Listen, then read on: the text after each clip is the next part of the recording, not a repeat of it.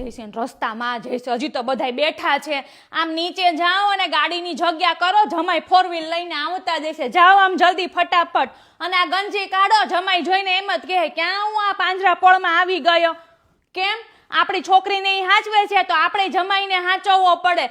તમે વળી મને હાચવીને બહુ ઊંધા પડી ગયા. આ તો હું હતી ને તો તમારી યારે 25 વર્ષ મેં કાઢ્યા, નકર મારી જગ્યા પર બીજી હોત ને તો ક્યારની વહી ગયો, ત્રીજો દીએ નો કાઢે. હવે આમ જાવ ને, લપ નથી કરવી મારી યારે, જાવ આમ છાના માના. આમ ક્યાં બબડતા જાવ છો? આલિયા રૂમાલ ખંભા ઉપર રાખો, કદાચ જમાઈને મોઢું બોઢું લૂછવું હોય તો.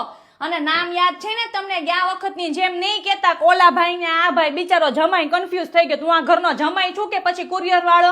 અને આમ જો મોઢું છે ને ઓલી લોટરી લાગી હોય ને એવું મોઢું રાખજો, ઉતરી ગયેલું નહીં રાખતા. જાઉં જલ્દી ફટાફટ. હું કયો છો? હા, આજે જમાઈ આવવાના છે અમારે, તો હું આને ક્યારની કહું છું કે તમે નીચે જાઓ, અને મેં કીધું જગ્યા કરો, 4 વ્હીલ લઈને પાછા આવે છે ને એટલે.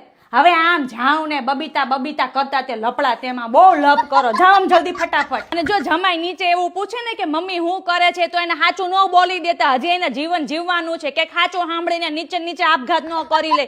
અને ભાડું તમે એની સામે તમારા જમાનાની કેસેટ વગાડી છે, અમારા જમાનામાં આમ હોય તો તમારામાં આમ.